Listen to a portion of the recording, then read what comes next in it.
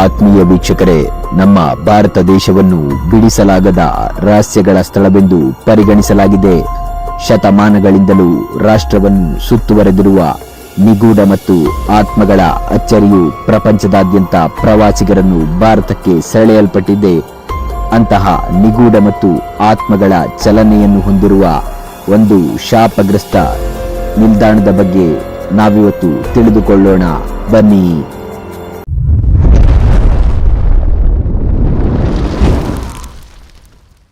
ಪಶ್ಚಿಮ ಬಂಗಾಳದ ಉರುಲಿಯೋ ಜಿಲ್ಲೆಯಲ್ಲಿರುವ ಈ ರೈಲ್ವೆ ನಿಲ್ದಾಣದ ಹೆಸರನ್ನು ಕೇಳಿದ ತಕ್ಷಣ ಅಲ್ಲಿನ ಜನರು ಭಯಭೀತರಾಗುತ್ತಾರೆ.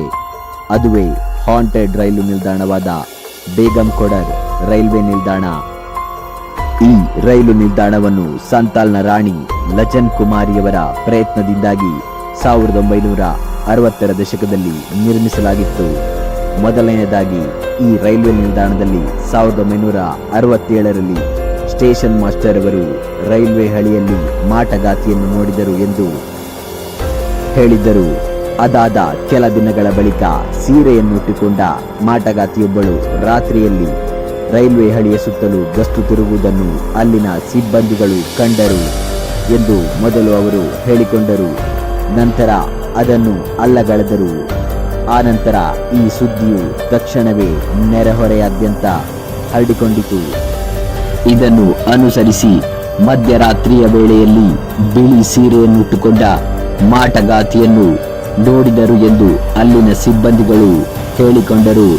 ಹಿಂದೆ ಈ ರೈಲ್ವೆ ಹಳಿಯಲ್ಲಿ ತನ್ನ ಪ್ರಾಣವನ್ನು ಕಳೆದುಕೊಂಡ ಹುಡುಗಿಯೊಬ್ಬಳು ಮಾಟಗಾತಿಯಾಗಿ ಬದಲಾಗಿದ್ದಾಳೆ ಎಂದು ಇಡೀ ಊರಿನ ಜನರು ಮಾತನಾಡಿ ನಂಬಲಾರಂಭಿಸಿದರು.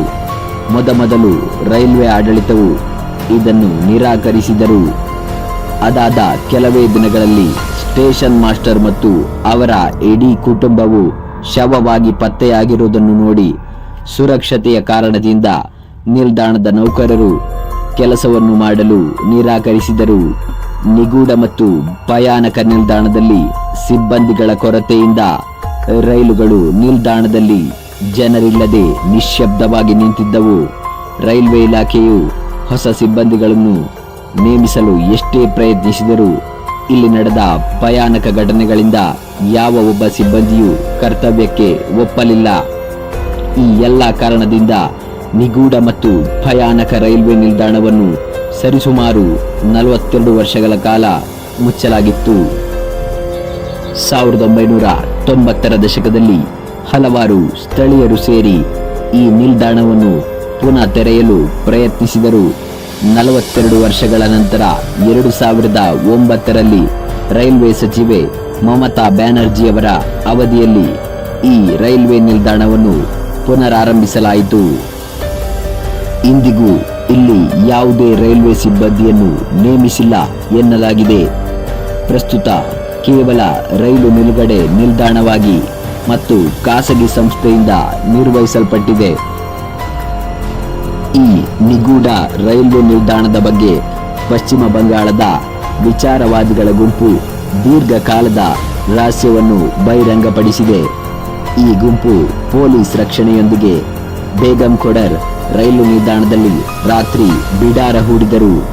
ಅವರ ತನಿಖೆಯ ಪ್ರಕಾರ ಊರಿನ ಸ್ಥಳೀಯರು ಭೂತ ಪ್ರವಾಸೋದ್ಯಮ ಉತ್ತೇಜಿಸಲು ಮತ್ತು ಭಯಭೀತರಾದ ಪ್ರವಾಸಿಗರನ್ನು ದೋಚಲು ಈ ಭೂತದ ಕಥೆಯನ್ನು ರಚಿಸಿದ್ದಾರೆ ಎಂದು ತಿಳಿಸಿದ್ದಾರೆ. ಆದರೆ ಇಂದಿಗೂ ಈ ರೈಲ್ವೆ ನಿಲ್ದಾಣವು ತನ್ನ ಕರಾಳತೆಯನ್ನು ಕಾಪಾಡಿಕೊಂಡಿದೆ. ಈ ಕಥೆಯ ಬಗ್ಗೆ ನಿಮ್ಮ ಅನಿಸಿಕೆ ಅಭಿಪ್ರಾಯಗಳನ್ನು ಕಮೆಂಟ್ನ ಮೂಲಕ ನಮಗೆ ತಿಳಿಸಿ.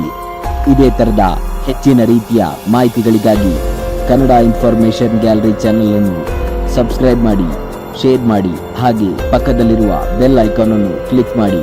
ಧನ್ಯವಾದಗಳು.